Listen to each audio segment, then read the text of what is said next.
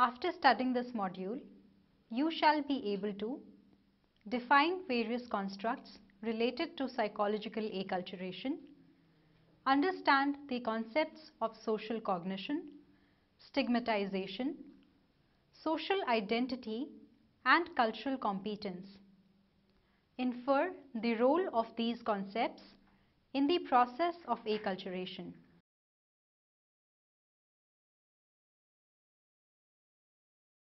As you have read in the previous chapter, over the decades, different perspectives of the acculturation process have emerged and have been studied.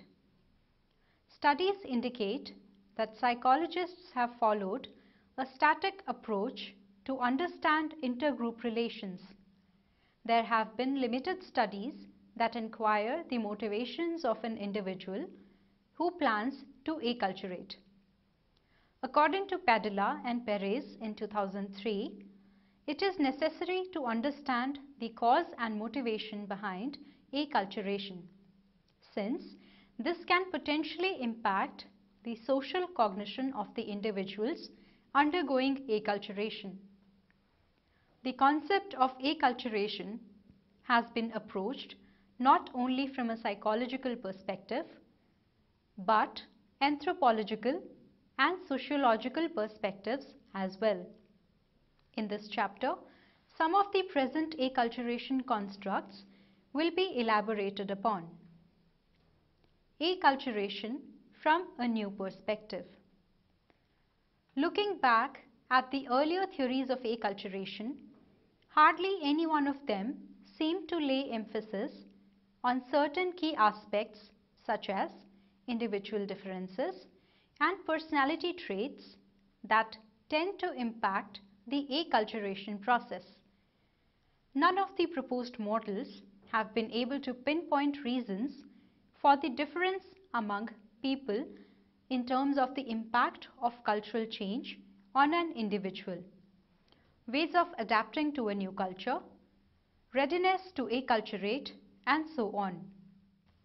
This new perspective shall help us understand some of the important concepts underlying acculturation. These are social cognition, cultural competence, social identity, and social stigma. Social cognition.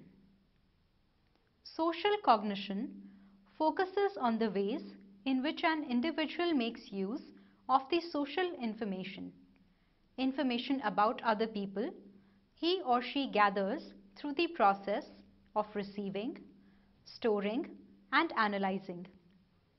This information comes to use while one interacts with people in varied social settings. For example, a woman has been called for a job interview. Not only will she be anxious about the impression she will form on the interview committee's minds, but also the kind of impact they would have on her. Her anxiety would also be fueled by the uncertainty that their perceptions about her as a candidate might shape up the nature and sequence of questions they shoot at her.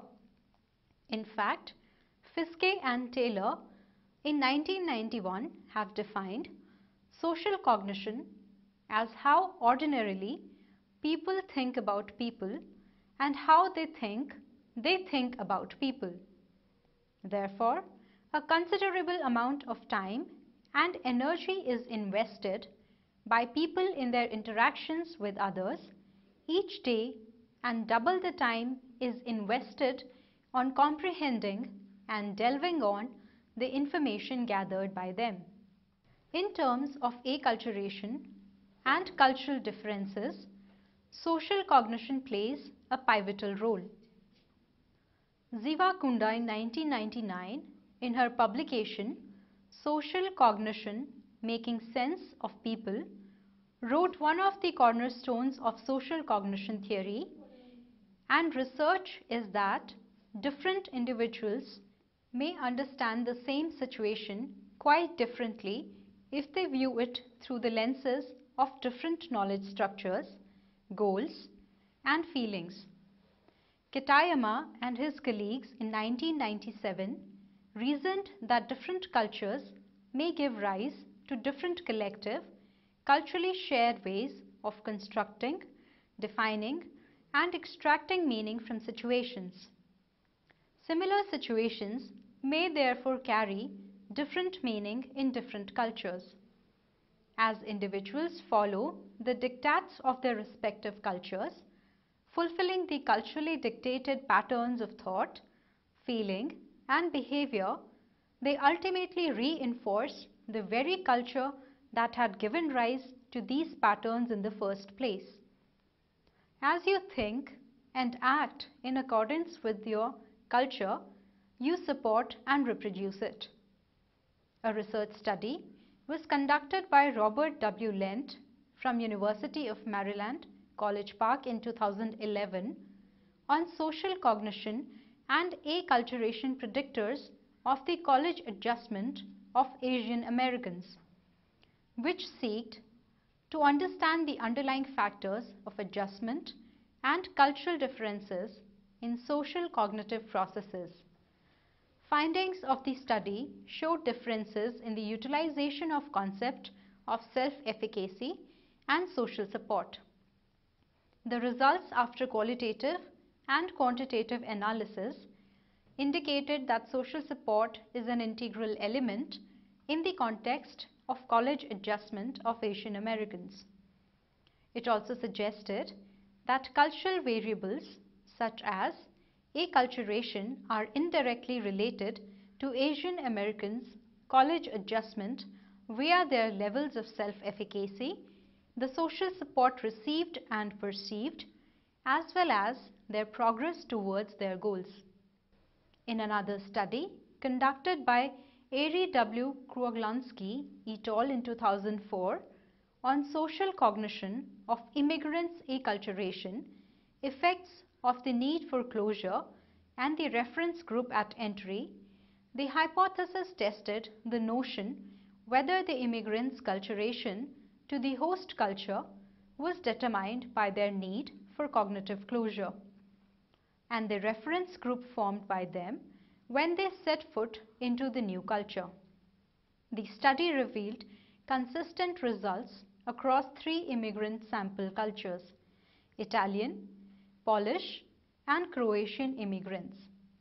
The results indicated that when immigrants are exposed to close social relations with co-ethnics, they tend to develop a higher need for closure, which ultimately weakens their tendency to assimilate into the new culture. This makes them hold on to their culture of origin firmly. In contrast, if the immigrants are exposed to close social relations with the locals or the people of the host country or culture, they tend to develop a stronger tendency to accept the new culture, and this consequently weakens their hold on their culture of origin. Cultural competence. Cultural competence refers to the ability of an individual to effectively interact with different kinds of people from diverse cultural and socio-cultural economic backgrounds. Immigrants who undergo cultural transitions after they move to a different country or culture for academic, professional, or personal purposes tend to face a lot of pressure and from the host culture's societal norms. They need to learn to cope up with these pressures in order to ensure an overall sense of positive development and well-being by establishing a sense of congruency with the thoughts, customs, beliefs, language, etc. of the new culture. This is carried out by initiatives to make sense of their social environment, forming non-judgmental perceptions and opinions, and then integrating them with their ways of life. According to researchers, pragmatism and cultural competence play a huge role in lives of acculturating individuals. According to Fiske and Taylor in 1991, motivated tactician is a terminology used to describe social perceivers. When there are many practical cognitive tactics at the disposal of these people, they pick and choose the one which is the most aligned to their motives, needs, and goals.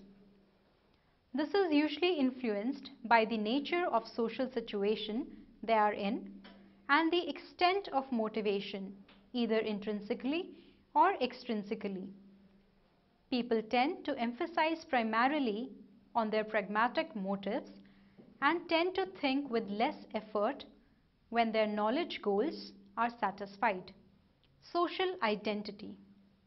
Social identity is a person's sense of who they are as an individual entity in the society. People form perceptions about themselves and tend to categorize them based on that.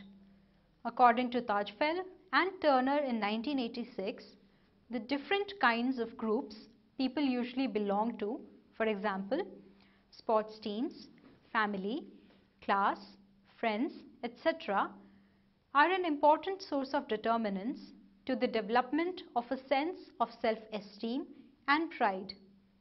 These groups bring about a sense of belongingness among individuals. For example, a boy may identify himself as a footballer who is very popular in his state, a male, a Christian, and so on.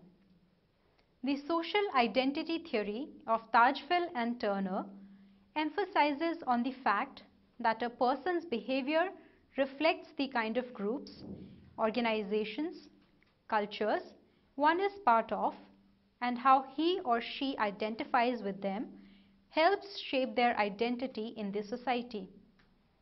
Cultural competencies play a large role in this theory, as a collective sense of membership with a group not only influences an individual's thoughts and subsequent behaviors, but also frequently determines them. Therefore, the fact that people form social cognitions depending on their associations or memberships with groups, organizations, and cultures influences their daily patterns of behavior and emotions. For instance, if an immigrant in the United Kingdom sees himself or herself as being dark-skinned or having a strong Indian accent while speaking English,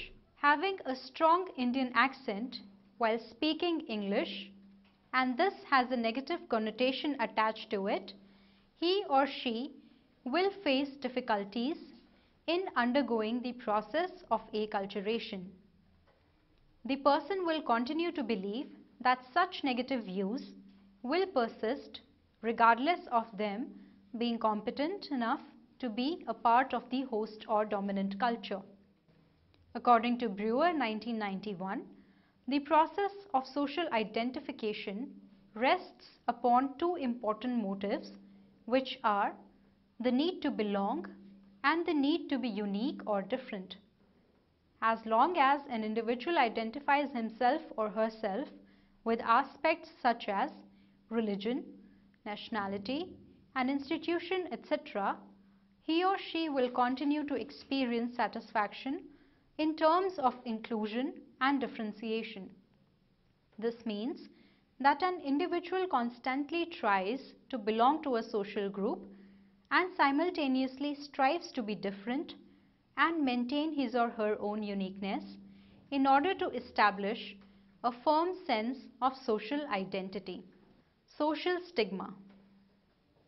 Social stigma is harboring an extreme sense of negative views or emotions towards a person or a group on certain social grounds that are perceived by others and tend to distinguish them from other members of the society.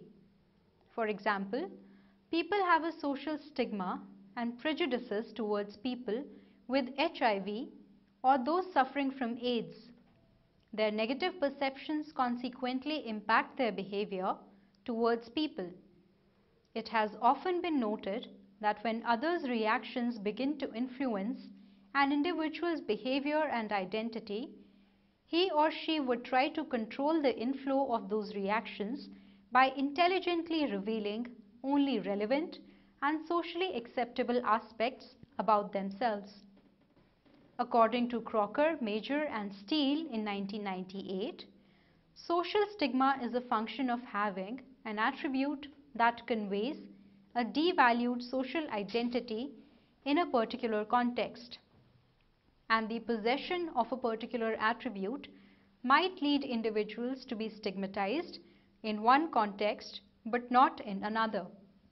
There are various attributes that lead to stigmatization, such as accented speech, skin color, wearing a religious piece of clothing like a burqa or turban, gender, homosexuality, a mental disorder, and so on. These attributes are usually associated with minority groups and those who do not occupy the upper half of the social hierarchy. Stigmatization is less when there is a high social standing and immense power of the group. This results in a decreased sense of vulnerability to social stigma. It is important to remember that stigmas that are visible, such as race, certain physical and mental disorders, handicaps, accent or severe cases of malnourishment due to poverty. These can't be hidden from others and often get subjected to derogatory remarks and disrespectful behavior. Thus, for such people, the stigma tends to form a mental representation or schema, and people use it and form false perceptions about them. For example, people who are dark-skinned may in reality be second or third generation Americans, but in the eyes of the dominant members of the society in America, they will be viewed as Arabs or from the Middle East and could be subjected to discriminatory treatment. People with stigmas, which can be concealed from the world to a considerable extent, for instance, certain religious and ethnicities, for this reason, they are able to freely form relations with people of different cultures and develop a strong sense of social identity. However, they are aware of the fact that they are posed by the threat of being stigmatized if and when their attributes get revealed. Due to this, many would try to monitor their daily behavior in terms of their dressing styles, how they speak, and their non-verbal mannerisms, and so on. Summary. Over the recent years, research has led to the emergence of a new perspective that lays emphasis on the role of social cognition, social identity, cultural competence, and social stigma in the process of acculturation. Social cognitions refers to the ways in which people form thoughts and perceptions about others and themselves upon interactions in social settings. Individuals who are able to form positive relationships with people from different cultures are said to be culturally competent. The social identity of an individual shapes up as a result of his perceptions about himself or herself and the associations formed with groups or institutions in the society.